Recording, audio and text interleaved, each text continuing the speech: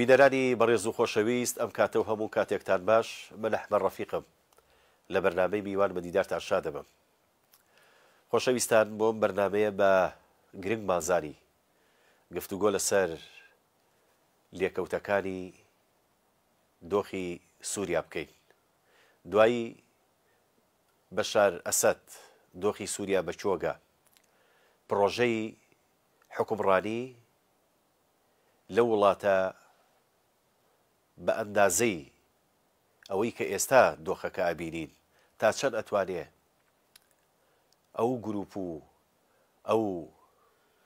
لالالەی کە لە سووریا هەیە تەلالەت وەگەوترێ هەژمونی داعشیش لە سووریا کەم نییە و هەروەها هێز و لایەنەکانی تر کە ئەجێندای ئەقلیمیش بەشێکە لەو پرۆسەیە تا چەند ئەتوانێ دۆخی سووریا باش بکە و ڕۆڵی کورد کە ئێمە زیاتر جەقل لەسەر ئەواکەینەوە. ڕۆڵی کورد لە سووریای داهاتوو چۆنە بێ، کورد چۆن بەشدارێکە بێ لەو سیستەمی حکومڕانیە. دوایین بەیاننامە کە بەڕێز مەزلوم عەبدی بڵاوی کردەوە لەم چەند ڕۆژە جەخت لەوا کاتەوە کە لە داهاتووی سووریا کورد دەبێ ڕۆڵی هەبێ و چاوەڕێی ئەوەش دەکەین و ڕۆڵی وڵاتانی محوەری و هەروەها وڵاتانی نێودەوڵەتی بە تایبەتی ئەمریکا و هاوپەیمانەکانی چی دەبێ لە جێگیرکردنی ماف و خواستەکانی کورد لە سووریای تازە. بەدیوێکی تریشە قسە لەسەر لایەنی ئەمنی بکەین. ئەبینین حکوومەتی عێراق لە ڕووی سەربازیەوە بە تەواوەتی سنوورەکانی خۆی لەگەڵ سووریای دوایی بەشار ئەسەد بە ئەندازەیەکی زۆر تند و تۆڵ کردووە. پرسیارەکە ئەوەیە ئەو مەترسیانە چین کەوا لە عێراقەکە سنوورەکانی بەو ئەندازەیە لەگەڵ سووریا تند و تۆڵ بکە. ئایا مەترسی هەیە لەسەر عێراق و مەترسی ئەوە هەیە ئەو تەجروبەی کە لە سووریا ڕوویدا لە عێراقیش دووبارە ببێتەوە؟ ئەم پرسیارانە و چەندین پرسیاری تر بە میوانداری زۆر بەڕێز مەسعود عەبدولخالق چاودێری سیاسی گفتوگۆی لەسەرەکەین. مامەسام کاتت باش. زۆر زۆر سپاس بکەم. زۆر بەخێر بێن سەرچاو کە هەولێر. زۆر سپاس بۆ جەنابتان. ئەگەر لەوە دەست پێ بکەین ئەم دۆخەی کە لە سووریا ڕوویدا چاوەڕوانکراو بوو بەناوی خوای گەورە و مێرەبان. دەزانی وڵاتانی دیکتاتۆر هەموو دەم چاوەڕوان کراوە کە میلەتیان لێ ناڕازیە، بە تایبەتی ئەو وڵاتانەی زادەی سایکس بیکۆن عادەتەن وڵاتانی دیکتاتۆرن. نیزامی سووری نیزامێکی عائیلەکەشی وەشی شێوەی کەنداو نەبوو. شێوەی کەنداو نیزامی عائیلی تەنها پەیوەستە بە دەسەڵات، هەرچی نیزامی سووریە پەیوەستە بە دەسەڵات و بە حیزب. زۆر ناخۆشە، یعنی تقریبا سێجێ لە جیان ماوە لەو شێوەی سووریا بوو، کوردستان بوو، کۆریای سەرو بوو. هەم نیزامی دەسەڵاتە یاری هەرێمی کوردستان. بەڵێ هەرێمی کوردستان بەتاکید. نیزامی عائیلە لە سوڵتان ناخۆشە، بەڵام دەشتواندرێ ڕیفاهیەتە وەکوم وڵاتانی خەلیج میلەتەکە ڕازیکەن، بەڵام ئەوەی دەسەڵاتی حیزب و سوڵتەیە قەت ناتواندرێ. زۆر ناخۆشە، دۆزەخێک لە بۆ میلەت، چونکە حیزبیەکان لەگە ناحیزبیەکان دەبتە جوداییەکی زۆر، دەبتە هاوڵاتی پلە یەک و دوو سێ دۆزەخە دەبوون. ئەو سێ شوێنە لە جیهاندا زۆر ناخۆش بوو. بەڵام ئەم حەزەکەم شتێک بڵێم. ڕەوشەنبیری کورد ئێستا زۆر سەرقاڵە بە توێژینەوەیەکی استراتیزی پشت کەوالیس. دەرێەوە ئەو عملیە گۆڕینەوەی نێوان سووریا و ئوکرانیایە، دەرێ ئەوە دەستی دووری تێدا. ئەوی قەدیم پیان دەگوت نەزەریەی موئامەرە کە لە پەنجایەکانی سەدەی بیست لە ناو مسەقەفی عەرەب زۆر باو سەکەتە ناو کوردان. ڕاستی دەقیق نییە و مۆزانە، بەڵام ئەگەر هەر بوەستین شتێک هەیە. بەڵێ لە نەخشە و پلانی ڕۆژئاوا و ئیسرائیل شتێک هەبوو کە حرەکاتی ئیسلامی لە ناو سونی تقریبا کۆتاییان هات، لە ناو شیعە مایەوە. لە بۆوان وا باش ئەوەیە یعنی حرەکەی مقاومە حرەکەی مقاومە حرەکاتی ئیسلامی حرەکەی مقاومە بەڵێ لە بۆ ئەوان وا باش بوو تەوازنەک هەبی لە بۆ ناکۆچی لە نێوان سونە و شیعە جارسکە حرەکاتی ئیسلامی لە ناو سونە پەیدا بیتەوە وە سووریاش کە لەژێر نفوزی ئێران بوو بگەڕێتەوە دەرەوە نفوزی ئێران سعیب کرد بە تایبەتی ئیتیجاهی ئیسرائیلی ئەوانە هەیە حەقیقەتە کاتە دەبی چی لێ برین نەتەنیاهۆ ئەوەی گوتی ئێمە ڕوخساری ڕۆژهەڵاتی ناوەڕاست دەگۆڕین بەس سەبەت ئەو نقطەیە کە ئێستا باسکەم وەکم تێگەیشتیمە سنوور ناگۆڕدرێ ئەمە مەشروعەکانی جیهانیمان تەماشا کردیە هەر مەشروع خەبەرێ ناخۆشە بۆ کوردیاری ئەگەر دەست ناخۆشە بەڵام ئێستا دەینە سەریکتێ بەڵێ نۆ مەشروعی عالەمە یەک لە مەشروعەکان ئیسرائیلن پێدرن مەشروعی پێرس هیچ شەمعون پێرسە لە سەردەمی ئەوکرە زۆر بە جوانی ئێمە دیقەمان دایتە بەڵێ تاکید لە سەمانەوەی سنوور دەکا ئەی چیە گۆڕانکاری تەمانەوە تەفاسیلی زۆرە حەڵقە و دوو حەڵقی دێ ئەی چی دەگۆڕێ میزانی قووە هاوسەنجی هێز کەواتە هاوسەنجی هێزیش گۆڕا لە ڕۆژهەڵاتی ناوەڕاست هاوسەنجی هێز بە ئاراستی ئەو بوو ئێران زۆر زاڵ بوو بە هەڕەشەیەکی ڕاستەقینە لەسەر ئیسرائیل و بەرژەوەندیەکانی ئەمریکا و ڕۆژهەڵات بەڕاستی لەو پرۆسانەی ئەو دواییەی تقریبان شکۆی ئەو هەیمەنەی ئەم ئێران شکا بەڵام یەکجاریشکە نەخێر مەجال هەیە کەمکەمە ڕازبیتەوە بەس بە کۆی گشتی ڕاز سووریا دەتوانی تێی بگەی کە ئەو پرۆسەیە لە قوڵایەکەی بگەی لە چوارچێوەی ئەو دوو پرۆسەیە بوو بەڵێ بڵا وەک تاقیبێ بۆ شرۆڤەکانی جەلابەت ئەگەر سنوور نەگۆڕێ ئەی ئەمە چ خێریی بۆ کورتیا یاری گریمان هاوسەنگی هێز گۆڕا ئەیخۆ لە بەرامبەر ئەگەر ئێرانیش بچێتەوە قاڵبەکەی خۆی ێ لە بەرامبەرە مەسەلەن دەوڵەتێکی وەکو تورکیا کە دەوڵەتێکی مەحوەریە ئەو کاتە ئەو بەهێزترە بێتەوە یان ئەو دێتە مەیدانەکە ئەوە بێتەوە جێگرەوەی ئێران لە منتیقەکە لە ڕاستیە کەواتە هەم بۆ ڕۆژ ئاوا و هەم بۆ کوردیش ئەمە زەرەرە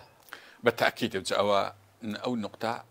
بڵێن کاریگەریەکانی ئەو دەگوترێت ناوە خۆی ئیقلیمی جیهانی لە ئیقلیمیەکە تا ڕادێک ئێمە لە زەرەرداین لەو پرۆسانەدا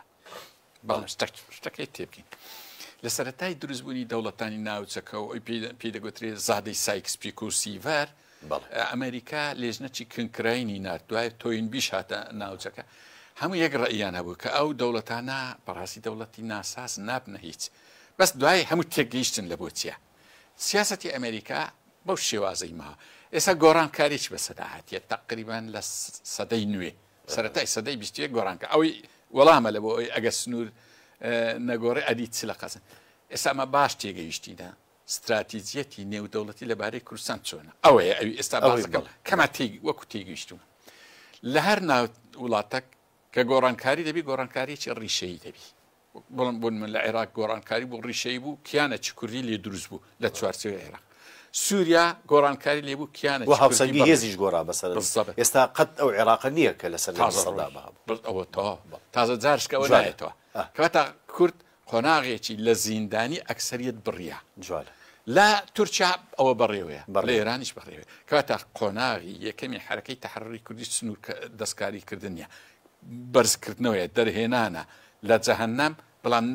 نێخستنە بەهەشتا دێتە ناوەندی دێتە شوێنشتر لە هەر چوار پارچێک کوردستان یعنی ئێمە بەوردی تێبگەینە ئەو برادرانی کە ریفراندۆمیان کرد ئەو مەفهومە استراتیجیان هەبوو تووشی ئەو وەزعی دەنەبوون و ئێستاش ئەگە ئەو مەفهومە لە لای سەرکردایەتی کورد هەبی حەولەوەی نادا عێراق بگۆڕی و سوێنێش ئەوە یەک لە نقطەکانە لە بۆ داهاتوی کوردستان بەڕێز ناوی جەنابی کاک مەزلوم عەبدیتینا حەول نەدا سووریا چیتر بگۆڕێ با ئینقلابش کرد گۆڕانکاری ئیسلاحات ببی کە ئێستا دێنە سەری بەڵام ئەوە باشترین دەرفەتە دێ حەول دە تورکیا دوور بخرێتەوە حەول درێ پێکاتەکان حەول نیزامی تەوافقی فیدرا ئەوە ئێستا قسەی لەسەر دەکەین هەموو حەولێک لە چوارچێوەی مانەوەی ئەو سیستەمە نوێی هەروەکو عێراقیش سبەی دوزۆی تورکیاش کەوای لێ هات ئێرانیش وای لێ هات حرەکەی تەحەروری دەبی ئەو استراتیجی هەبی قۆناغی دووەم دەمینێ ئەوە هەینێ قسەی لەسەر دەکەین قۆناغشکەیە بە تاکید هەینێ قسە لەسەر دەستکاری سنوور دەکەین لەو قۆناغی استراتیجیەتی دووەلی ئەو هایە ئێمە دەبی موافقی تۆ ناکرێت پێچوانی شەپۆلەکە ئەوە نقطە مهمە باز بدەین وەکو ڕیفراندۆمان لێدێ نابی باز بدەین بەسە ئەو ئەوەیە یعنی ڕاستە ئەمەش تشکەمان دێ ئەمە حەزمان لێە هەموو کوردێک حەز لێە سعات 12:30 ئەوڕۆ دەوڵەتی کوردستانی ئەلان بکەین بەس ئەوە هەوەندەنیە لەبەرچی ناوێت لێ نایە درێ عملیاتی دڵە عملیاتی عقلا پیاوە گەورەکان ئەوە ئەوەیە دەبی وەکو عملیاتی دڵ و عملیاتی عقل مێشک ئیشەکەی لە بۆ بکەی ئەو قۆناغە ببڕدرێ باز نەدەی موافقی مەسلحەتی دووەلیبی موافقی ئەوەنی پێی دەگوترێ سەوابیتەکانی ئیستعماری قەدیم سەوابیتەکانی ئەمنی قەومی هەندێک دەوڵەتی گەورە لە منتیقەکەی قسەکە سەراحەتتر بکەم مەسلحەتی ئیستعماری قەدیم لە منتیقەکەی هەیە و مەسلحەتی ئەمنی قەومی ئیسرائیل لە منتیقەکەی هەیە دەبی ئەمە هیچ چارەمانە ینی وڵاتانی ئیسلامیش نابی ئەو گلەی لەمە بکەن بە خۆیان یارمەتی دەرینە ینی ئەمە یارمەتی دەرینە بەڵام ناتوانین دژایەتی ئەو ئەمنی قەومی ئەو مەسلحەتە ئیستعماریە بەرزە بکەین لە ناوچەکە کاتە ئەوەیە کە باسم کرد سنوور ناگۆڕێ بەڵام لە مستەقبەلی کوردستان بە باشی دەڕوە زۆر باشە ئێستا کە ئەسەد گۆڕاوە و ئەوەی کە پێوترێت دەستەی تەحریری شام ئێستا هاتووە و جڵەوی حکوڕانی بەدەستگرتووە و لەم چەند ڕۆژە ئەعلانی حکوومەتێکی ئینتیقالیان کە ڕاگوزەر تا مانگی سێ ئەگەر هەڵە لە منتاما یەکی سێ بەردەوامە بێ ئەم حکوومەتە ڕاگوزەرەوە دوای ئەوە ئامادەکاریەکرێ بۆ هەڵبژاردنێکی سەرتاسەری و سەرجەم لایەنەکانی سووریا بەشدارە منتیایە بەڵام ئایا کورد قسەی جدی کورد لەسەر و پرۆسەیەکیەوە هەڵوێستی ئەمریکاچیەوە تورکیا تا چەند ڕێگادا ئەوەی کە پێوترێ هەسەدا یان ئەو هێزە کوردیانەیان لەو هاوپەیمانێتی کە کورد و سەرجەم لایەنەکانی سووریا بە تایبەتی ئەوەی کە پێوترێ ڕۆژهەڵاتی فرات تا چەند ڕۆلیان لەبێ لەو سیستەمە لەو حکومڕانیە تازەی کە لە سووریا دێتە پێشەوە خۆیمە پێشی ئەوەی ئەو دەست پێ بکرێ تەحریری شام ئەمە لە توێژینێک باسمان کرد کە تازە باسم کرد دەستکاری سنوور نییە بەڵام شوێنێکمان بە ئیسtisna هێشتەوە لە توێژنەوەکەی ماوە جوالە 15 ڕۆژ پێشی ئەوەی ئەو حرەکاتان لە سووری دەست پێ گوتمان بە سووریا مڕەشەحە پاڵپشتی مەعارەزە بکرێ گۆڕانکاری بەسێ بەزەمەوە مازانین لەلایەن ئیسرائیلەوە دەبی نەمازانین لەلایەشکە بوو ڕوویدا ئەو کە لە سەرەتای ئەو حرە بەڵام پێچێت بۆ شوورەکەتان ڕاست بێت چونکە ئێران جەخل لەوا کاتەوە کە ئەوەی کە ڕوویدا لە سووریا پڕۆژەیەکی ئەمریکی ئیسرائیلیە وا دەرێ بەڵام خۆی چۆ لە ینی ئەگەر تاکید لە مەسلحەتی ئەوانیشە ینی ئەوە ئەگەر ڕاستەخۆ دەستیان تێدا نەبی لە مەسلحەتی بەڵام ئێوە بۆ چونێکی ترتانەیە دیارە ینی دەزانی ئێمە بۆ چوونەکەمان ئەوەیە حەز ناکەین تەحریریشان پەیوەندی بە ئیسرائیل و ئەمریکا هەبی ئەی بەچێوە هەیە پەیوەندی بە خۆیان هەیە و تاڕاتێکی زۆر لەگە پرۆژەی تورکیاشن بەڵام ناوخۆی شعبی سووریاش ئەمە ئیهمال نەکەین کە ئەوانیش قسەی خۆیان خۆیان هەیە و ئیرادی خۆیان دەگەڕێمەوە سەر ئەوەی بەڵێ ئەمە لەبەرچی بڕک دەترساین لە مستەقبەلی کوردستانی سووریا و حتا ئێرەش لەو پرۆژەی کە باسم کرد لە ڕۆژهەڵاتی ناوەڕاست ئەمریکا بڕگمان دوو بوو 3 تریلیۆن دلاری لێ سرف کرد و نەتیجەکی زۆری نەبوو دەترساین لەو 4 ساڵەی ترامپ گۆڕانکاریەک و کشانەوەی هێزەکان بی کە دەستی پێکرد حرەکەی تەحریری شام ئێمە تێگەیشتین ئەمریکا بە هیچ زۆرێک تازە ناقشێتەوە جوانە ئەوە زۆر لە قازانجی کووردا کەواتە ئەوە یەک لە ینی ئەوەی کە پێی دەگوتری ئەو حرەکاتانە هەندێکی سەلبی هەندێکی ئیجابی گەورەترین ئیجابی ئەوەیە کە کورد لەوەی قازانجەکە کە داگەڕێتەوە دوو حرەکەی تەحریری شام لە لیستی ئەمریکا لە لیستی تیرۆرە حتا لە تورکیاش تاکتیبی بەس لە ئەمریکا و لە باقی وڵاتان کاتە لەوەی دیسان قازانجێکی زۆر دەکەین من شتێکت پێ دەرێن دوو ڕۆژ لەوە پێش سەرۆکی سینگتانکەکانی ئەمریکا لەگەر وەفدی ئەوەی بایدن کۆماری و جەمهوری پێکەوە هاتن لەگە ئیدارەی نوێی ترامپ دانیشتن کۆتاییەکەی زۆر بە باشە دەرچووکە بڕیاریاندا کە جەبهەیەک لە ناو سووریا نزیک لە ئەمریکا پێک بین تەبعاً ئەو جەبهەیە حتمما کورد تیایدا سنتەرە ئەوە بەڵێ ئەمە زۆر دڵمان پێ بۆی خۆشم کەواتە ئەوەی ئێستا کە لە سووریا هەیە هەست دەکەم موقەتە ئەوەی کە ئەسڵ دەبتە ئەسڵ ئەو جەبهەیە کاتە نەک ئەوەی کە ئێستا نەکەوەی ئێستا بەڵام ئەمە زۆر بە باشی بە ئیجابی جوانە ئەوەی ئێستا ینی شەکی باشیان کرد گۆڕانکاری سووریا هاتە پێش مەرحەلەکە لە بۆ دروستبوونی کیانەکەی کورد ئەوەی کێشەیە تورکیایە ئەوەی ئێستا هەڕەشەیە لەسەر هەر چار پارسی کوردستان تورکیا هیچ هەڕەشەیەکی تر نییە ئەمریکا تەرکیز لەسەر شەرقی فورات دەکات يعني شيعة وإيران مترسينين لەسەر پرۆژەی کوردی ئێستا دێمە بەئەندازەی تورکیا نەخێر ڕێیانی خۆی ئەوە چۆنە دیراساتی ئەمنی قومیە ڕەنگە وەختە چێ ئەوان ببنە هەڕەشە بەڵام ئێستا لەو دەمەی وەزعی شیعە لە شەرق الأوسط وەزعێکی دیفاعیە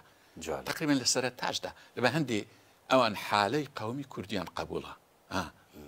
حالەی قومی لەبەر چی قبولیانە ئەو حالەیە نەبی ڕەنگە بتە مەذهبی ئەو مەوزوعە پێی دەگوترێ منطوقی ئەمنی قومی نەک منطق منطوقی ئەمنی قومی ئێران کە بخینیوە تو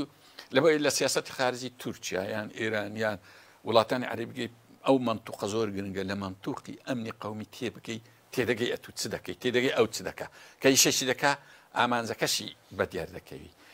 لێرەدا کوردی ئەوەی ئەمەری سیاسەتی ئەمریکا پابەندە بەو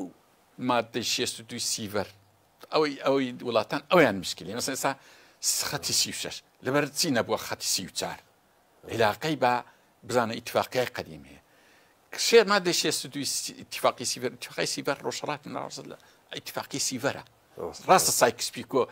بەڵام سیڤەر داڕشتنەکەی لەوێ دەرێ حدودی کوردستان شەرقی فراتە ڕاست هاتیە لەوێن دەرێ بەنەس ئێستا هاتی حینی لەوێ وا هەز دەکەم حکمت لەوەی ئەوەیە دەیێت ئەو ساف کووردە ئەمنیەتی عسکەری لێ باشتر دەپارێزێ ئەمنیەتی عسکەری ئەمریکا لە خەتی 36 بەسەرەوە باش دەبرێت نەک خەتی ئەوە ینی ئەوە عیلاقی بە ئەوەی خۆی ئینسان دەبی تێبگە مەوزوعەکان چیە کەواتە ئەمە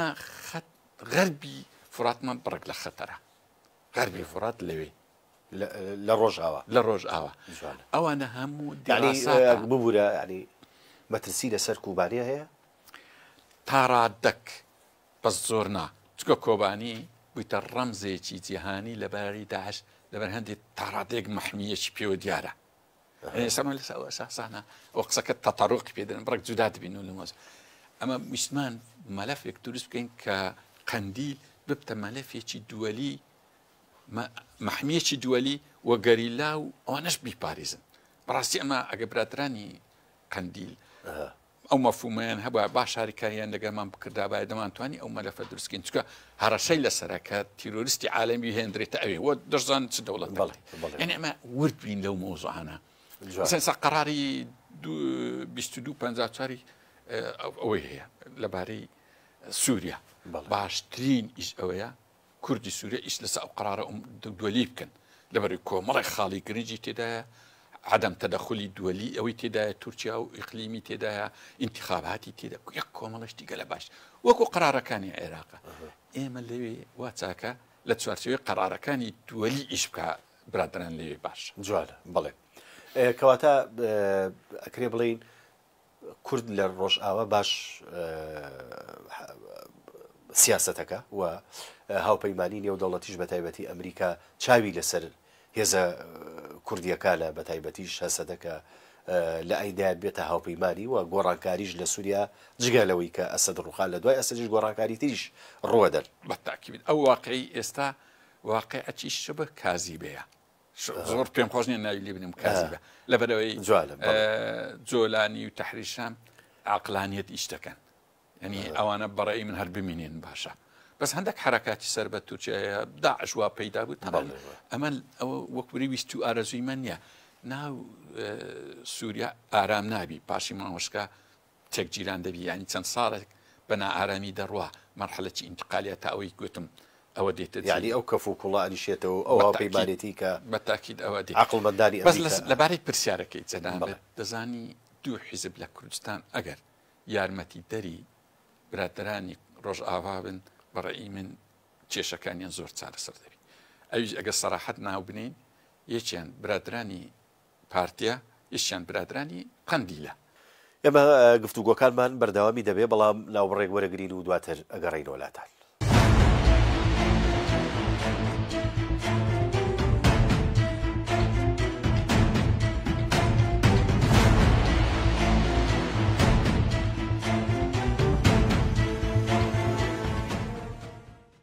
بیدەرانی بەڕێز و خۆشەویست دووبارە سڵاوتان لێبێ بەردەوامی لەسەر پێشکەشکردنی پرۆگرامەکەمان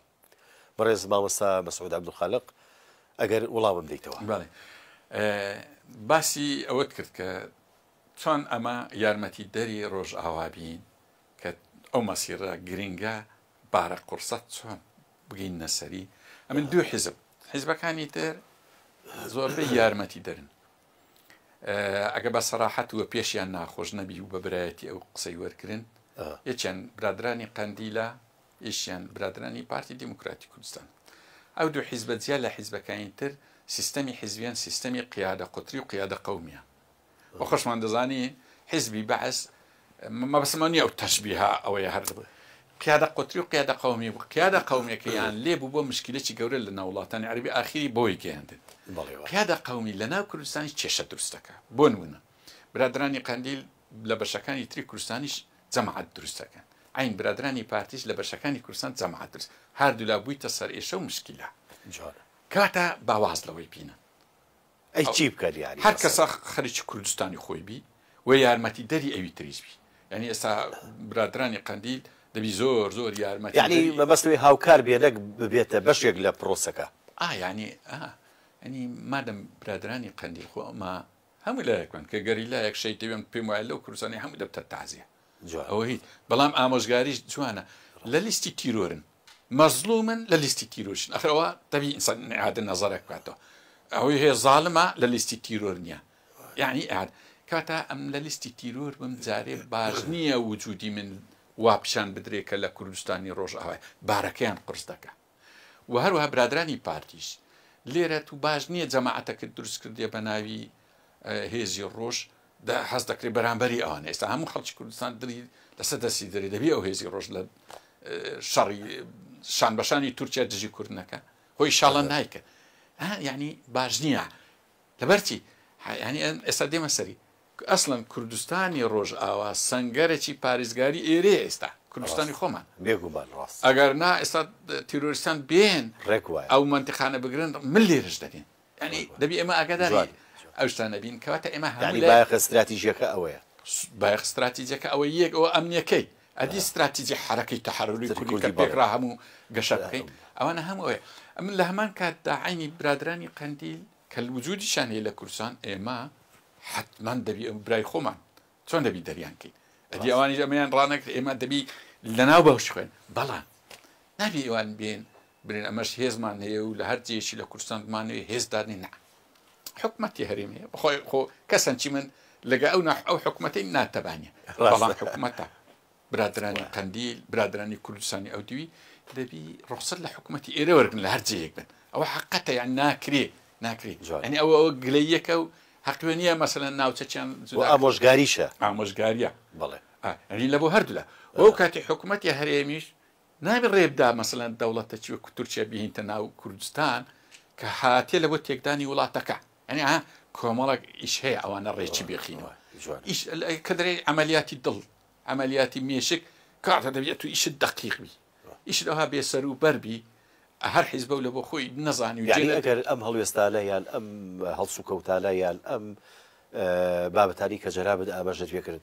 بەردەوامی هەبێ زەرەر لە قەزی کوردیەدا لەو شوێنانە ئێستا هەڵسو کەوتی مەسەلەن ئەوەی لە کوردستانی خۆمان باسمان کرد بەڵێ هەڵسو کەوت ئەو هەڵسوکەوتە زەرەری زۆریدا ئێستا دەستوری عێراق لە کوردستانی هەرێمی کوردستان پەیڕە و بکری هەرچی حیزبی چەکدارە دەبی حەل بکری باشە ئەتو چۆن هێزی ڕۆژ لە دەستوری عێراق جێ دەکەیەوە ئەنیەوە هەموو هەڵەیە ئەتو لە جیاتی ئەوانە بکەی لە جیاتی ئەوە وارد لێ بکە ئەو محاسبەت کە تو بڕۆ داوای مادەی 140 بکە بەداوای مەجلیسی ئیتحادی ئیتیمان بۆ نەک ئەو شتان کە تو نەفتی بە قاچاق دەفرۆشی کە تو عەقدی نەفت بە مخالفە دەکەی کە ئیشتر ئەو ئیشانە دەکەی طبعا تو ڕوود نایێت لە بەغدا موقفت ضعیف دەبی هەر وەکو ئێستا ضعیفە ئەوە زەرەرە ئەوە زەرە لە بۆ ناوەخ لە بۆ دەرەوە لە بۆ هەر چار پارچەی کوردستان ئێستا دەبینی تورکیا چەند سوودی لە کوردستان وەرگرتێک کای تا ئەو ڕاددەی قسەکە گەلە ناخۆشە دەیکە زۆر یەک سجنی لێرە نییە کە ئەوانەی سیخوڕی لە بۆ تورکیای بکەن و لێرە گیراوی بەڵام سەدان خەڵکی لە ئەنگری پاکەکە لێرە گیرا ئەم زۆر پێم خۆشە کاکە تو لە ئەنگری پاکەی دەگری دەرێ ئەوە مخالف باش بەڵام تورکیاش بگرە کاکە تورکیا لێرە دەدا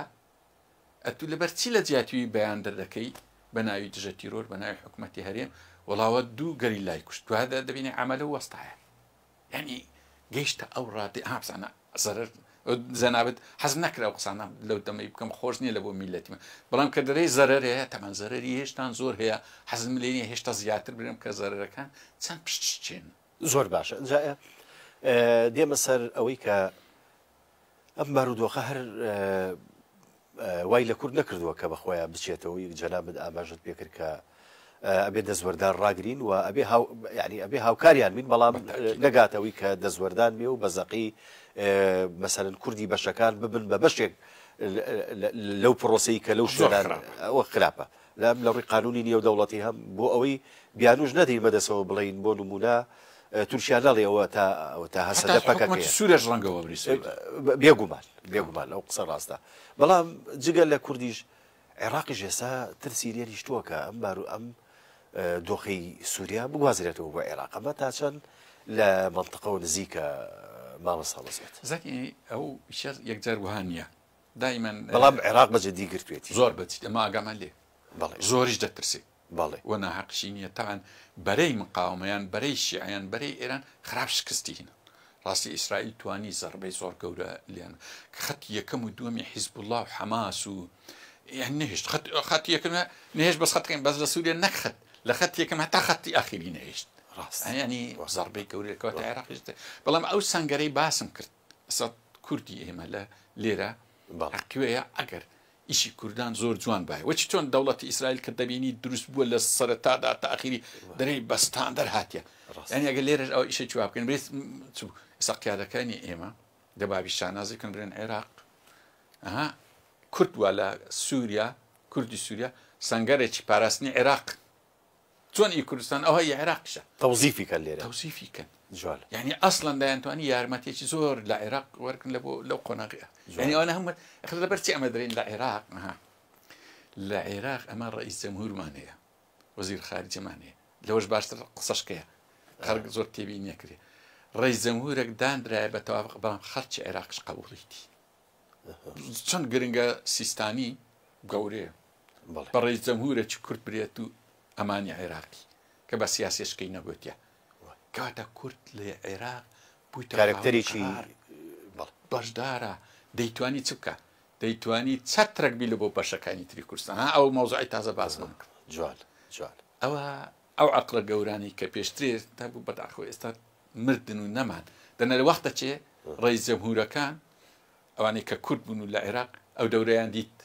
دەوری ئاشتیان دیت لە تورکیا دەوریان دیت لە بۆ ئەوەی کە تورکیا پەلاماری فلان مەبەست جەنابی سەرۆک مام جەلالە حتا ئەو بڵێ تاڕادێک دکتۆر بەرهام ئەوان ئەو دەورانیان بینیە ئیشاڵڵا ئەوەی ئێستاش بتوانێت ئەو دەوران بینی یان یارمەتی دەری بین لە بۆ ئەو دەورە ببین یعنی کاتە کورد لە کوردستان بەڕاستی بەشدارە عێراقی هەیە و دەوڵەتی هەیە و قسەی یەکسەر دەگاتە دەولی و زۆر جودایە لە جاران وەچەمە لە شاخی بووی بەیانەکە دەنووسی ئێستا مەسەلەن جارێک جێم لێ بۆ ڕئیس جەمهوری عێراق با ناوینێنم بەخۆم سەردانمان کرد وەزیر خارجیەی ئەمریکا داوای 4 دقیقە قسەکردنی لەگە کرد ئەو قسە لە بۆ کوردستانی سووریا باشە کە قسەکان خلاص بوو یەکسەر ئەو ڕئیس جەمهورە هینایە سەر کوردی سووریا گوتی سەلام لە ڕئیس بکە و کاتی ترامپ ڕئیس بوو من بخۆم لە دیاریدانچم وتی خەرچی کورد زۆر نیگەرانە لەوەی کە ئێستا تورکیا پەلاماری ئەفرین دەدا و پەلاماری شوێنەکان دەدا و ئەمریکاش پێدەن ئەو وەزیری خارجی ئەمریکا هەستم کرد ئیحراج بوو یەکسەر گوتی ئەمن ئەو پەیامی یەکسەر دەگەینمە ڕئیس گەیشتە ڕئیس هەستم کرد بە نزیکەی 48 ساعت شەڕ ڕاوەستا کاکە ئەو پەیامە ڕاستە و خۆیان چەند تەئسیری هەیە وەڵام بەڕێز جەمهور گوتم ئەوە زۆر ئیشەکی کرد هەستامەوە گوتم ئەو ئیشە جوانە با بڵاو بکرێت گوتی نا ئەم ڕێز جەمهوری عێراقم ئەو ئیشە وەکو وەتەنێکی کوردستانی هەستێکی لەتەوەی کردم لەگە دەستوری عێراق ناگونجێم تەدەخلی جێزکە بکەم بەڵام ئەوە هەستی نیشتیمانی وای لێ کردم یعنی ئەگەر ئەریەگەەوە ڕێز جەمهور ئەو قسەی نەکرا باید دەوا بیچی خۆ پیشاندان بکرێت لە بەردەمی قونسولیا لێرە قونسولیا بە هەفتەی دەیگەیاندە سەفارەت ئەگەر بیگەێنێ بە 15 ڕۆژی دوای دەیگەیندا وەزاری خارجی بە 3 مانگان دەگەیشتە لای ترامپ ئەوە لە چێ ئەوە لەبەر هەندێ ئەو ئەگە ئامۆژگاری بیان پێشنێ ئاگاتان لێبی کوردی خۆمان برادرانی هەولێر ئەو وەزعە تێک نەچی بابیکەینە چەترێک لە بۆ بەشەکانی تری کوردستان جوالە یعنی ئەجەم دەگەڕێمەوە سەر سوالە ئەسلێکت بڕێک درێژە کێشە ئێمە دەتوانین یارمەتی دەری زۆر ئەوان بین و ئەمنیەتی عێراق و ئەمنیەتی کوردستانیش پارێزراوە لە لایوان ئەسڵەن دەبابی وا بکەین عێراق بودجەکەی ئەو برادرانە بداکە ئەو دەورەی دەبین جوان ڕوونیکەین بە تایبەتی لەم بارودۆخی کە ئێستا بارودۆخی ئێستا یعنیەوە پارێزەرێک عێراقیە باشە دوا پرسیارم لە بەڕێزت دۆخی عێراق بەچۆگە دوای ڕووداوەکانی سووریا ئەم پێم شتێک پرسیارەکەت کرد کەم لەسەری وەستای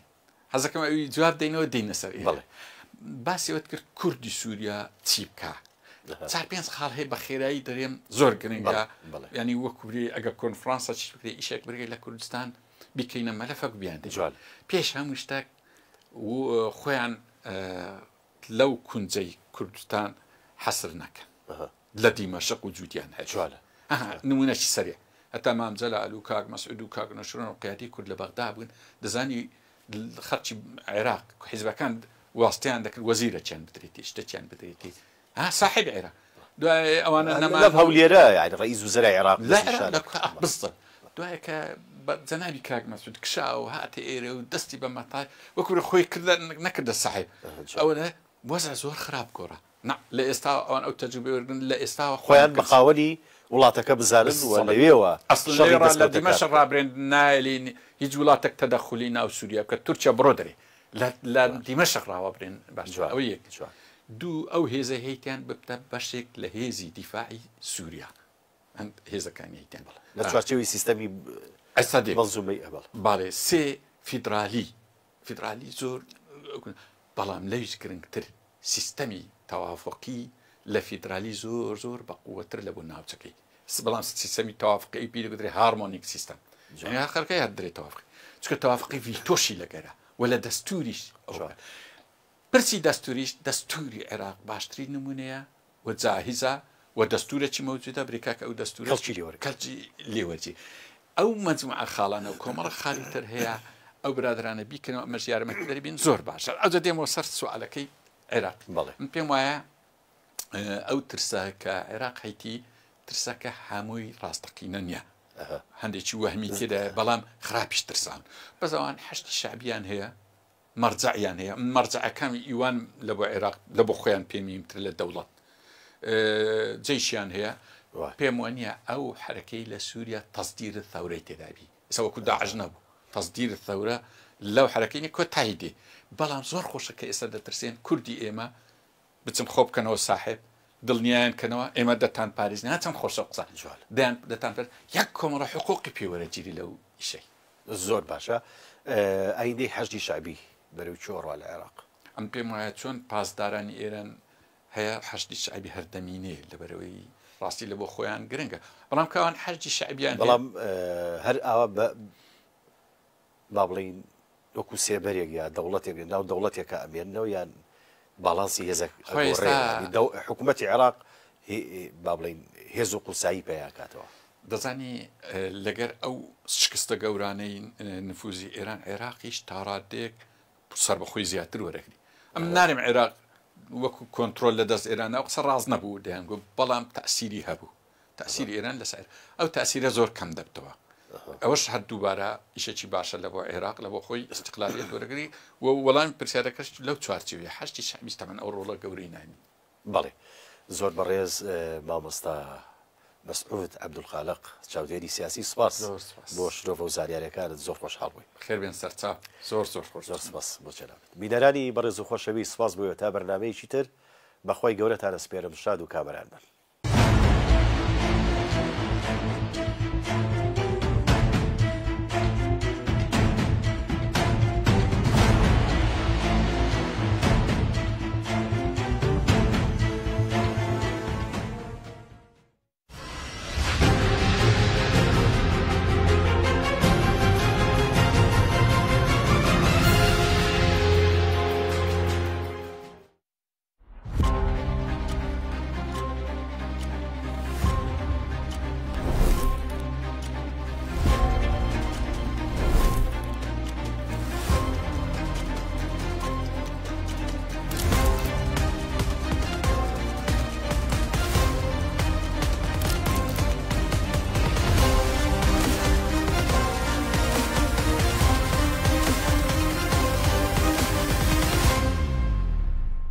چەندین خوێندنگا و قوتابخانە لە کەرکووک بکەین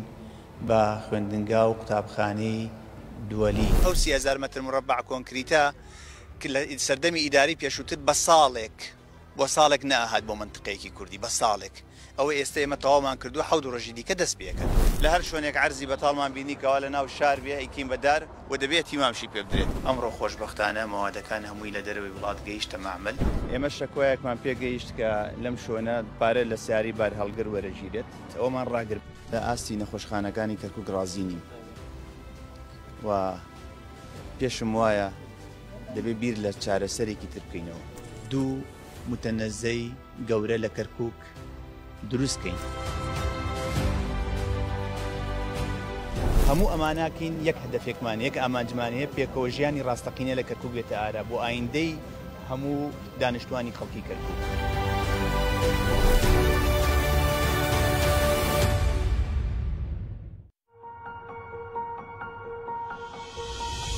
كيف يؤثر الذكاء الاصطناعي على حياتنا اليومية كإنسان؟ لازم أنت ما تعتمد بكل شيء على الذكاء الاصطناعي. الدول اللي تريد تصير بالقمة هسه حاليا في مجال الذكاء الاصطناعي هي الصين وأمريكا. ممكن نستغل الذكاء الاصطناعي بتنظيم الوقت، ببحث المعلومات، واكو اللي يسمونه بوبجي وغيره والى اخره. هذا ياخذ من اوقاتهم 6 ساعات 8 ساعات. اكو شباب ما ينامون اصلا. قد سيكون بديلا للعقل البشري. وهواي شركات عالمية مثل مايكروسوفت منعت مبرمجيها أن تستخدم الذكاء الاصطناعي. لازم تكون هناك قانون انه يوضع حد لاستخدام الذكاء الاصطناعي، ما تكون هيك شيء مفتوح لاي شخص. هو راح يخلي هوايه شركات تستغني عن موظفيها، يخلي الواحد كسول في اعداد التقارير والى اخره. ممكن هل بامكان يوم من الايام ان يجلس روبوت في مكاني ويقدم برنامج صحفي؟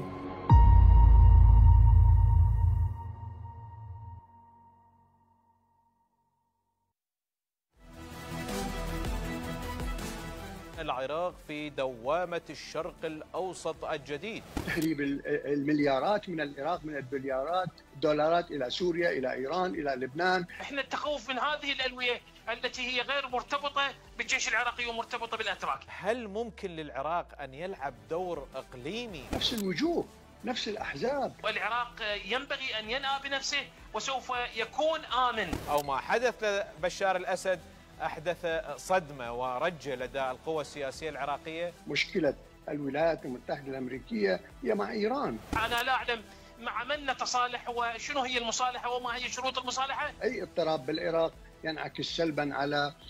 منطقة الشرق الأوسط.